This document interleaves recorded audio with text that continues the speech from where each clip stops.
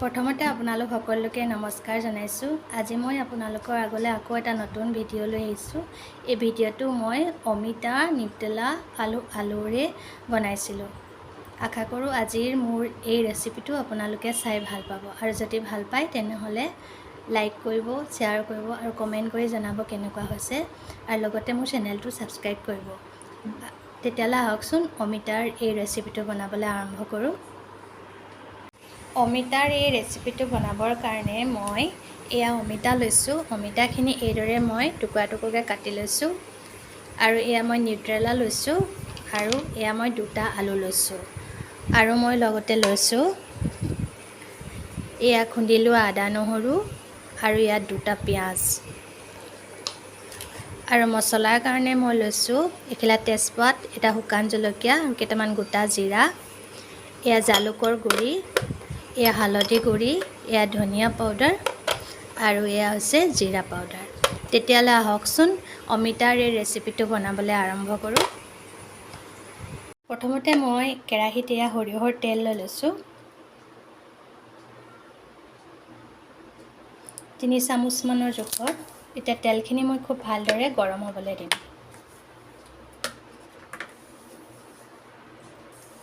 তেলখিনি গৰম হৈ গৈছে। এতিয়া মই ইয়াত তেজপাতখিলা দি দিছোঁ, তো শুকান জলকীয়াটো দিছোঁ, আৰু কেইটামান গোটা জিৰা দিছোঁ। এতিয়া মই ইয়াত আদা নহৰু দিম।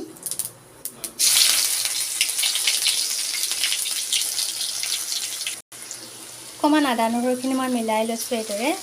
এতিয়া ইয়াত মই পিঁয়াজ দি দিম।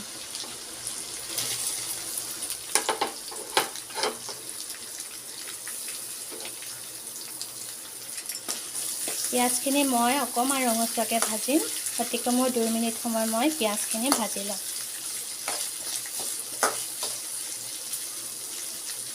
জুইৰ ফ্লেমটো মই মিডিয়ামতে ৰাখি বনাইছোঁ। 2 মিনিটমান এইদৰে ভাজি লোৱাৰ পিছত ইয়াত দেখিছেনে পিঁয়াজখিনি ৰঙচুৱা হৈ আহিছে। এতিয়া ইয়াত মই মছলা দিম। এয়া মই 1 চামুচৰ জোখত এয়া মই হালধি দিছোঁ।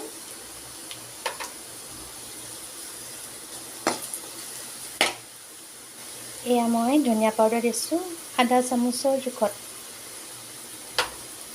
আৰু এয়া মই জিৰা পাউডাৰ দিছোঁ আধা চামুচৰ জোখত।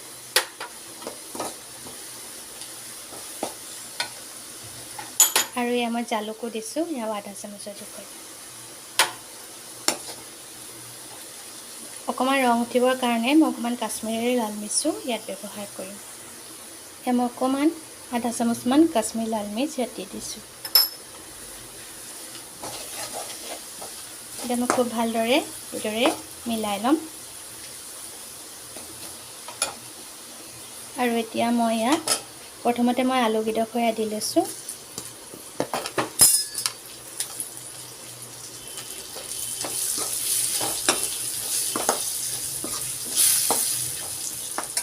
আৰু এয়া মই অমিতা দিছোঁ।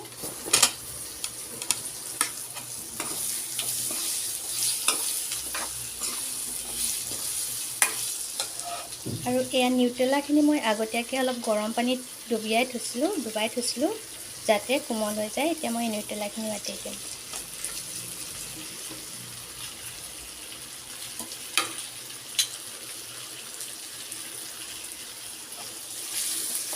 আৰু খুব ভালদৰে এইদৰে মই মিলাই লওঁ।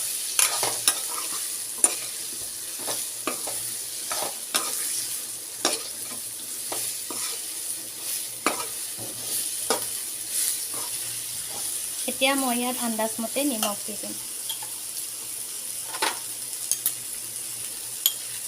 নিমখ মই ইয়াত 1 চামুচৰ জোখতে দিছোঁ।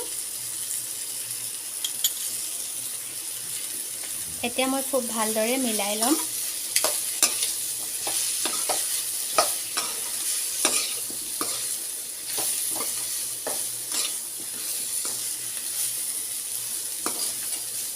আৰু অকণমান পানী ইয়াত মই দি দিম।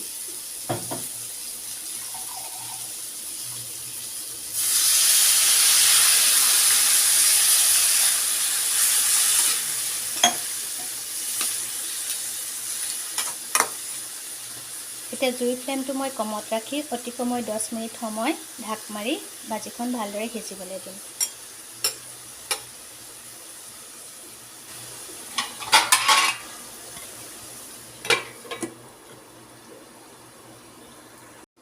ভাজিখন মাজতে অকণমান মই লৰাই দিছোঁ।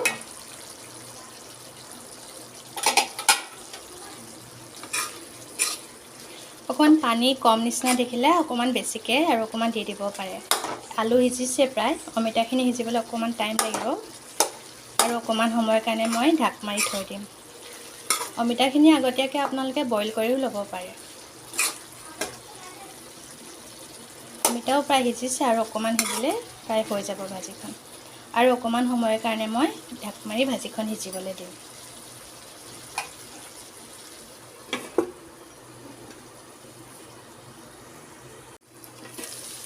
এতিয়া দেখিছেনে ভাজিখন প্ৰায় হৈ গৈছে।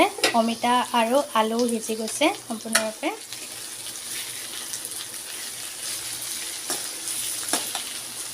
এতিয়া মই 2টা কেঁচা জলকীয়া ওপৰত দি দিছোঁ।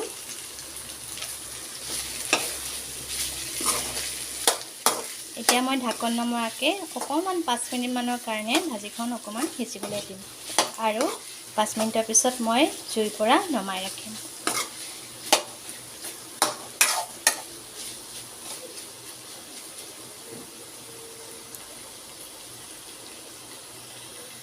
5 মিনিটমানৰ পিছত মই এতিয়া জুইৰ ফ্লেমটো বন্ধ কৰি দিছোঁ।